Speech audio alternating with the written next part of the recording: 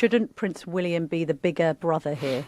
I don't think think William will ever forgive him. No. And I'm not sure I would. I mean, if one of my brothers did that to me, yeah, but you'd and hate the family, your I settle lots of grudges, interview. yeah. But I just have heard William will never make up with it. Prince William will never make up with Prince Harry, no matter how much pressure the heir to the throne is put under. That is the revelation from Piers Morgan, who, let's just remember for 1 second, is a royal insider, close friends with Queen Camilla. So I have a feeling I know where this is coming from. We're going to get analysis from royal YouTube sensation, according to Taz, in just one moment. But first, watch this. Talk about Harry and Meghan as we're talking about the royals. If we have to. Do you actually hate them? No, I actually have less and less interest in them. But they do feature in a chapter of the book. There is a royal chapter. Yeah, there is a chapter really about the royals generally, but also about, to me, what they represent is the epitome of the worst aspects of wokeism. The virtue signalling, the victimhood, the always blaming other people, the rank hypocrisy, jumping on private jets and preaching about the environment, preaching about poverty on their Twitter account and then having a $500,000 baby shower and so on. There's sort of an underpinning of hypocrisy, double standards, virtue signalling, victimhood, all these things which I despise about the woke mentality. But they've become increasingly less relevant, really, is what I would say. I've never met Prince Harry, so you can't hate someone you've never met. He's slightly weirdly obsessed with me, I think, and that's fine. I don't care. I think in her case, she's got what she wants. She's gone back home to California, has a lovely life of luxury, but her status over there, if you ask Americans, is pretty low now. Yeah. They don't view them as A-list at all. They view them as, just falling stars, really. And I think that it's a sadness for Harry. I don't know what really he thinks he's getting out of all this. Well, of course there is. But William, he ain't just going to move on. Watch. But he's reconciled somewhat with his father. Well, has he? Cups of tea last month and all that. A 40-minute meeting in 2 years. I wrote a column and got absolutely lambasted for it. And it was completely caveated with, look, I know they have just been literally the scum of the earth when it comes to their own family, selling them out on Oprah, selling them out on Netflix and all the rest of it. But the King's had cancer, Kate's had cancer. Isn't life too short? Shouldn't Prince William be the bigger brother here?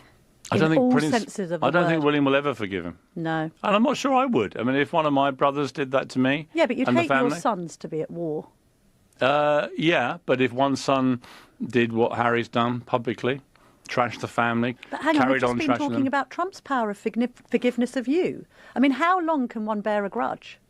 Because you say very openly you have on-off relationships with different celebrities. I settle lots of grudges, yeah, but I just have heard William will never make up with it. Now, maybe he will. Families are complex things. I don't know them that well, Maybe they do make up, but I think that he said a lot of very hurtful things publicly about the family, from Camilla to Kate to Charles. Well, as you point out, he then backtracked to Tom Bradby and said, no, we were talking about unconscious bias. Yeah, absolute horseshit.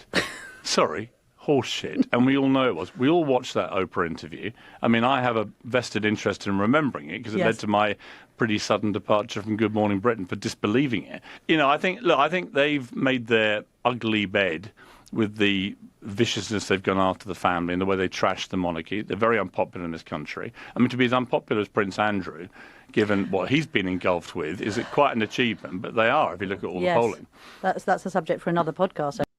So, Tash, a huge amount to pick up on there, but I think the most significant moment, because let's remember, Piers is friends with Camilla. They spend time together. He is a genuine royal insider, whatever you think of him, is backing up what I've reported for a very long time, which is that it doesn't matter what Harry does now. It doesn't matter what Meghan tries to do. It doesn't matter if they finally give the king access to his grandchildren. None of that matters. Like, William ain't going back on this. There is a ruthlessness when it comes to how William believes that Harry and Meghan should be treated in the future. Piers is completely right. He will not forgive. And why should he, by the way? Okay, half of you watching this are not subscribed to Dan Wootton Outspoken, and the best way you can support what we do is by hitting that subscribe button. It is completely free, and turn on the notification bell to be alerted to our new episodes. He shouldn't forgive him at all. I mean, he watched his grandparents. William was here when Harry was off gallivanting in Canada and America doing their victim narratives. He watched his grandfather slowly pass away as they trashed the entire family on TV for money. He watched his grandmother's broken heart as she became more and more frail. They knew she had bone cancer, and he's watched every single thing that Harry and Meghan have done and the knock-on effect, the arguments, with his father at Prince Philip's funeral. I mean, Harry is such a vengeful, nasty person. He didn't even care. He didn't even have a moment of reflection at his own grandfather's funeral. The attacks on Catherine have been unforgivable. He's betrayed not just a brother bond, a royal bond, he's betrayed every possible way that I think you could betray another human being. I mean, he helped reveal text messages from Catherine and Meghan to try and vilify her to prove a point. I mean, I wouldn't forgive him at all. Plus, their continued, well, I don't know if it's continued now, but with the Omid Scobie with Finding Freedom, and then you had his second book where they named Catherine and the King as royal racists. Harry and Meghan have never put a statement out. And I do think that Prince William is seeing it with a clearer head. If Andrew is causing all of these problems many, many years later, even after he has been shamed, I think he can see that Harry and Meghan are going to continue to cause long-term problems for the monarchy with the things that they get themselves involved in. As long as they have those titles, they look like that they are still part of the working royal family. It's unfortunate, but that's the way that it looks. And I think Prince William will not risk them being a threat to his wife's health, to risk the monarchy when he comes to the throne. And then obviously George, he's not going to want Harry and Meghan to be able to inflict any sort of pressure on his children or cause problems for them. I think that he's got his grandfather's head on his shoulder. And I always remember Prince Philip said of Charles that he thinks with his heart rather than his head. I'm glad Prince William is coming across in the very same way as his grandfather did. The royal family clearly needs more of an iron fist to sort out these wayward relatives that are hell-bent on causing problems. And in many ways, going back to our earlier conversation, I agree that Harry and Meghan are more of a threat to the royal family than what Andrew and Fergie are. Totally. And what's been infuriating this week, Tash, is to see the usual suspects, and look, there are always people on the hard left in the UK, try and turn what's been going on with Prince Andrew into an attempt for us to all admit that we got it wrong on Harry and Meghan, which is absolute rubbish. Yeah. We didn't at all. And it was really encapsulated perfectly by this column in the I newspaper by the truly awful Rebecca Reed, who wrote, the pair might be cack-handed on the public relations front, and I don't deny that they've got a special skill for annoying the British public, but compared to Prince Andrew, they're literal angels. And she's now demanding us, the British public, to say sorry, writing, we owe Harry and Meghan an apology. But there's a lot of people not agreeing with this. The Royal News Network posted, no, we really don't. Harry and Meghan are just as bad as Andrew and Sarah, but just 30 years behind them. If the monarchy doesn't address the Harry and Meghan situation now, they'll end up in a worse calamity down the road. Andrew has proven that. And Tash, you said something very similar, actually. You wrote, no, Andrew and Fergie have just a couple of decades on them. Harry and Meghan take freebies off anyone who offers flights, hotels, luxury mansions, etc. They are just as greedy and gluttonous and both refuse to take advice or listen to anyone. They are just as much a part of the problem. And you added, Tash, don't think for a second that these two won't also continue to get themselves involved with dodgy people. And look at some of those headlines. Russian billionaire behind mansion.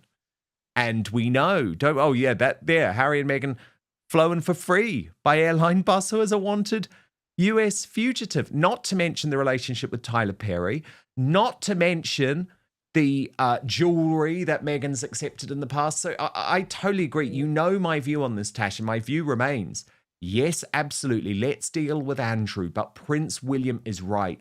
This needs to now be a parliamentary process, and it needs to deal with a lot of them. It needs to deal with a lot of them. Andrew, Beatrice and Eugenie, I'm sorry, they're troubled too, as far as I'm concerned. They're taking money from Saudi banks, or at least one of them is. And Harry, Meghan, Archie, and Lily. Strip them all. Strip them all. Deal with it. They're not working royals.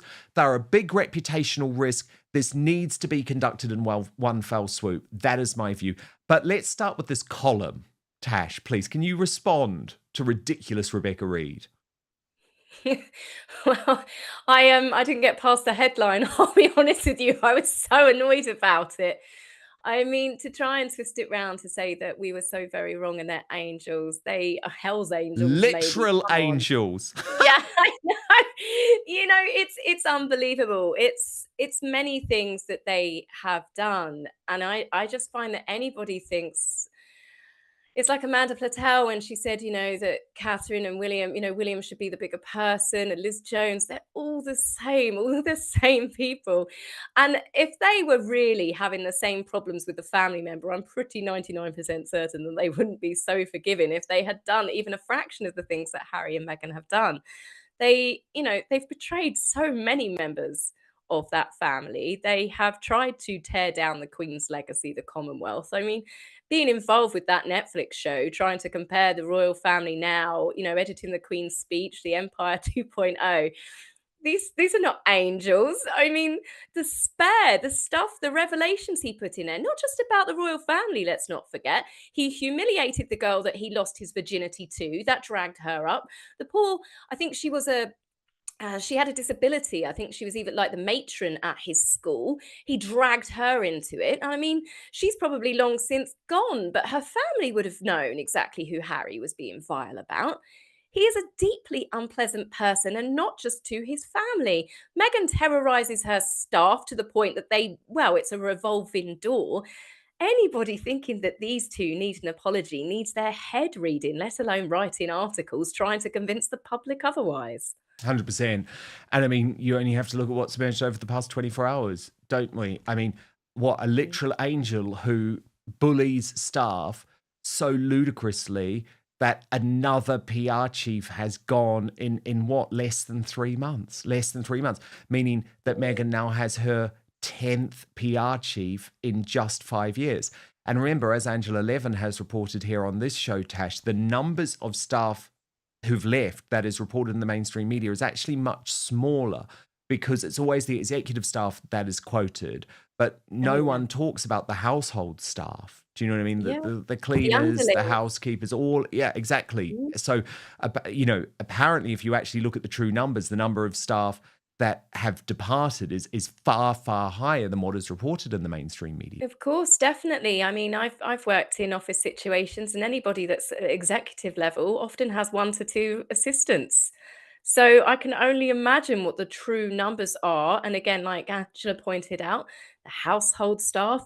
I mean, if she screams at a florist, you know, the florist came forward to say that Meghan Markle screamed at her down the phone. It was so awful that she wouldn't stop, that she'd never work with her again. You can only imagine what she does to her staff.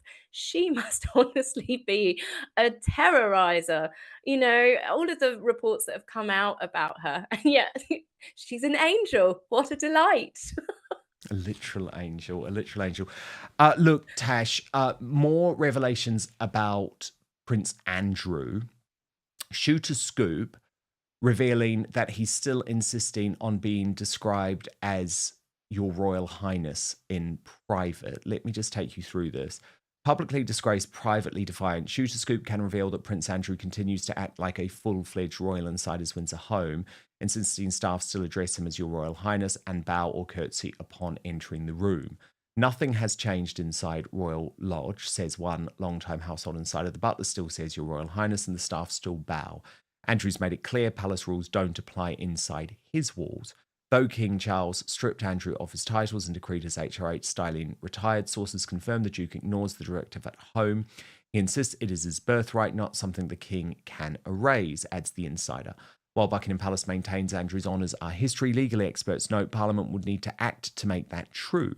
Behind the gate, his loyal aides keep the illusion alive. He's living in his own royal bubble, says a source to the world. He's a fallen prince, but in his home, he's still the Duke. Now, I guess I would just ask Tash, does that matter really? Because, I mean, when it comes to public disgraces, nothing could be more brutal than what Andrew is going through. I mean, his royal coat of arms was literally removed this week from Windsor Castle. It's just not there anymore. So, look, he's not going to be in Royal Lodge for much longer. That much is clear. But does it matter that he has these staff who continue to show deference to him, having worked for him for many years? Do you have an issue with it? What people call him inside his own home, I couldn't care less. I really couldn't. That's down to them, that's down to him, that's absolutely fine.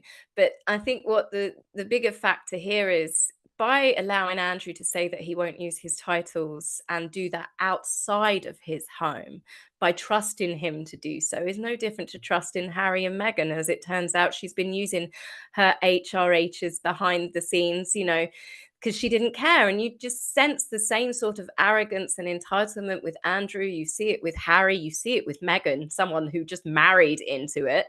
She comes across as more entitled and arrogant than someone, such as Andrew, that's been allowed to be this way since birth. What happens inside his home, they can call him Mr. Teddy for all I care, but outside of it, it's I do believe that the titles should be taken. I don't believe that Andrew should have the opportunity to refer to himself as a duke or be a councillor of state. But as you said, I mean, there's so much going on at the moment. It's happening rather quickly. He is being ousted, apparently, maybe, from Royal Lodge. They have taken down his coat of arms. The world is very aware of the amount of shame he's brought upon himself. So perhaps, at the moment that will satisfy a few. But like you said, the mainstream media, they're out for blood. They're not going to stop. No. Yeah. No, and some of this I think is going too far. Also from Shooter Scoop, Prince Andrew banned from King Charles's funeral. And he writes, the royal outcast world is shrinking by the day. Palace insiders tell Shooter Scoop that Prince Andrew, already stripped of his HRH military honours and now as Duke of York title, will not be invited to Prince William's coronation or King Charles's funeral. It's not even up for debate, says one courtier. William wants to start his reign clean, no scandal, no shame, no Andrew. The decision underscores just how radioactive the disgraced royal has become. After his fawning 2011 email to Jeffrey Epstein resurfaced and Virginia Giuffre's posthumous memoir reignited disgust. Even more shocking, insiders whisper that when King Charles's funeral arrives one day, Andrew's attendance may not be guaranteed. He's no longer part of the working royal family, says one aide. Public outrage would overshadow the service. Now, exiled at the Queen Mother's former Windsor mansion, Andrew is shut out from royal events, even Christmas at Sandringham.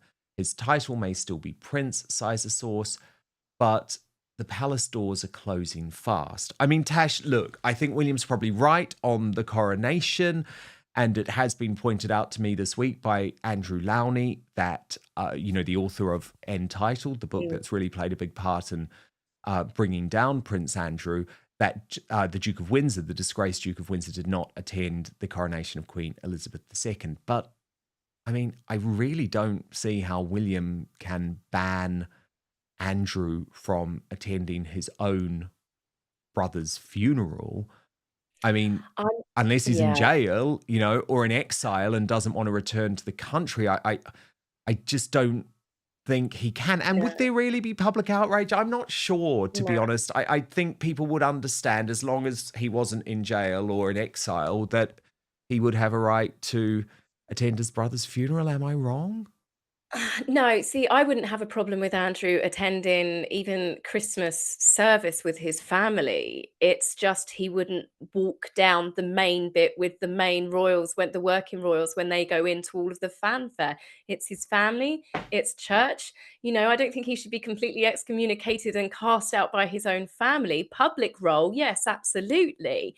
But again, not attending Prince William's coronation. Yes, I wouldn't want to see Andrew Andrew walking up with the other royals wearing robes and being treated like he still had some honor. But would I have a problem if he was in a suit in the back? No one would really care, I don't think. I don't think there'd be a public outcry, and certainly not, God forbid, on the day, but at his own brother's funeral. I didn't have a problem with him going to Prince Philip's funeral, and I don't understand why anybody would. That's his family. Yes, publicly, Andrew should have his life stripped away from him. But there, like you said, there needs to be a line. This is his family, and family events and things like that, he should still be able to attend. It's just the difference, and everybody knows the difference, of appearing on the balcony doing the Christmas Day walk. Even at the funeral recently with the Duchess of Kent, he shot himself in the foot when he laughed and was seen joking outside. He and Fergie played up to the cameras, and I think that really backfired on them. However, if they'd have just taken their place at the back, I think there would have been less of an issue. Yeah, totally, Tash. I mean, the problem is Don't work, Andrew's enemy. never done himself any favors No. whatsoever. Him and Fergie, look completely inappropriate, laughing and guffawing, and Yeah. it's like something from Oliver Twist. Do you know what I mean? And oh God. Yeah. Fergie's an interesting one though too. I mean, reports this week that she is now publicly distancing herself from Andrew. Do you think that's the case? No, I don't. I don't believe Fergie would distance herself from Andrew. She hasn't done after all of these years. They're the most strangest divorced couple I think I've ever come across. They live together like they're married. They attend family events together, Ascot and things like they're married. It's a very, very bizarre setup. But no, I think, she's very much like Andrew. She has his back. She doesn't believe that he's done anything wrong any more than she believes that she's done something wrong. I think those two should personally get married and go live in this little palace that someone's apparently got him out in the Middle East. Go live your life out there like exiled royals. But yeah, I mean, they're just their own worst enemies. But I think where does the line get drawn when it comes to everything between Andrew and Fergie? But no, I can't see her leaving him or suddenly turning on him and trying to throw him under a bus. They are a tight-knit family, and they're very, very close with their daughters. So I think that the House of York will remain loyal to the House of York, as it were, even with the dukedom perhaps potentially being stripped. Tash, I've got to play you some more of Meghan Markle at this event with Courtney Adamo at Godmother's Bookstore, where she's lecturing us again about how to host. Let's watch this, Tash, together and cringe. I love people being able to serve themselves and having things on the stove that everyone can help themselves to. So yes, for example, you could say, "Hi, can I get you a cup of tea?" That's a lot of work if you have 6 to 8 people coming through. You could equally say, "Oh, on the stove, there's a pot of spiced cider brewing, and there's a whole tray of mugs there. Help yourself. Take your shoes off, get cozy. Board games are out." Good tip. Yeah. That's All of those things where it just creates ease. And what is the one thing you want to feel in someone's home is ease. If you as a hostess are dolled up and dressed up for a really fancy dinner that you're having at your house, well, if you still answer your door barefoot or with your apron on, everyone goes, "Oh, she's still in this with me." It takes a lot. It just demystifies this pressure and the feeling. But equally, I would say for us in our house, those top tips of allowing people to be part of the community, of taking care of themselves, and do your prep. Oh my gosh, you can get so much of that stuff done the day before. Get a tray with mugs on it and sit it right on the counter. You have that brewing, not like the hot toddy or a spiced cider on the stove. Not only does it take the pressure out for you of having to serve everyone, it also makes your house smell incredible. People walk in. I told you I love fragrance. People walk in, they go, and what are they drawn to? Your kitchen.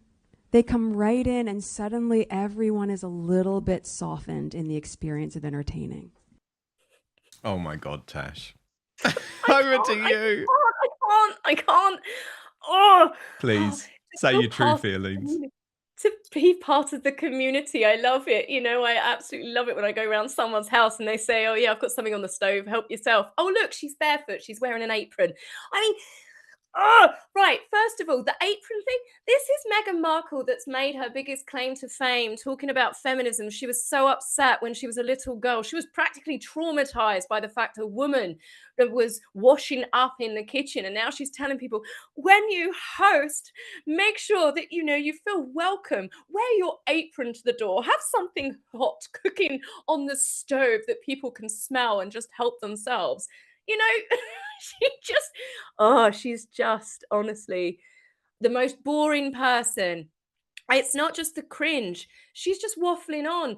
This is meant to be her friend promoting her book, and she's going on and on and on, and she keeps pausing and stopping in between and coming out with more word salad.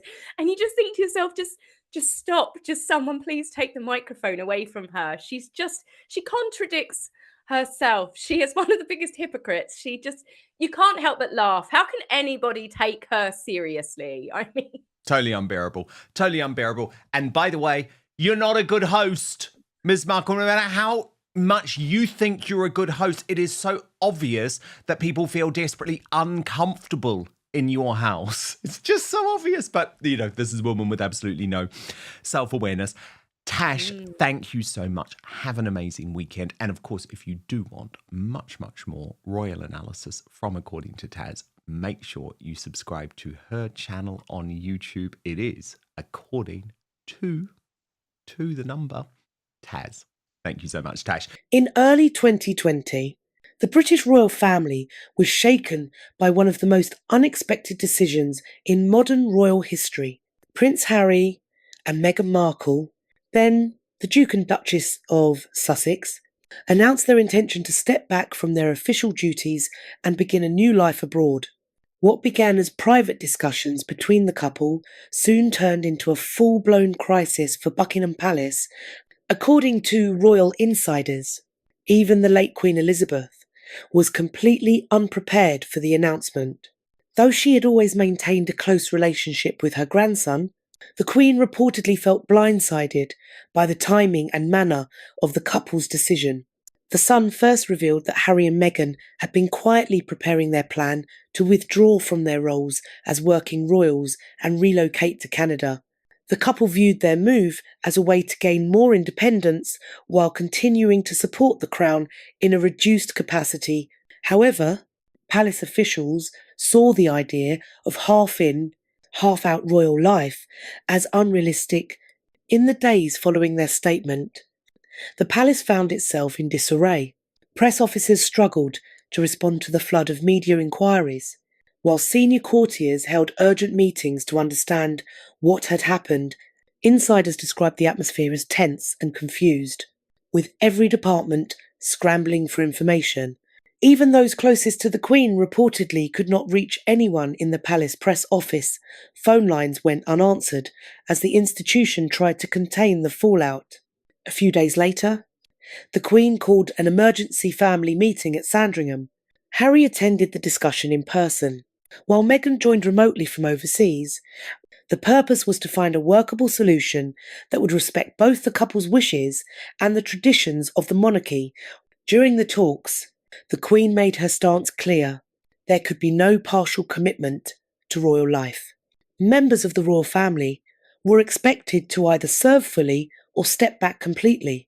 Her decision effectively closed the door on Harry and Meghan's proposal to divide their time between North America and the United Kingdom while retaining some royal duties. For many within the institution, the revelation of the couple's plans came as a shock. Some senior royals reportedly refused to attend parts of the discussions, feeling blindsided by what they saw as a premature and poorly coordinated move. Palace aides described the plan as still embryonic an idea in development, rather than a finalised arrangement ready to be implemented. Following the Queen's decision, the couple confirmed they would step away from royal duties entirely, giving up the use of their HRH titles and public funding. The move marked the end of their time as working royals and the beginning of their new life in North America. In the years since, Harry and Meghan have often presented their decision as a necessary step toward personal freedom. However, Sources close to the palace maintain that the Queen and her advisers were caught off guard and deeply saddened by the abrupt manner of the announcement. Adding to the public fascination were earlier signs of tension within the so-called Fab Four: Harry, Meghan, Prince William, and Catherine. Body language specialists have pointed out subtle gestures and expressions suggesting that the harmony once projected by the two couples was beginning to fracture even before the Sussexes' departure. Observers noted Meghan's habit of partially hiding her face behind her hair during engagements, while Catherine appeared increasingly formal and reserved in their joint appearances.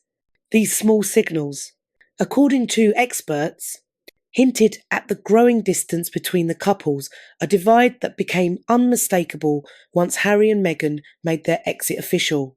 What began as a personal choice for greater independence quickly evolved into one of the most dramatic episodes of the Queen's long reign. The fallout not only tested the resilience of the monarchy, but also reshaped public perceptions of the royal family for years to come.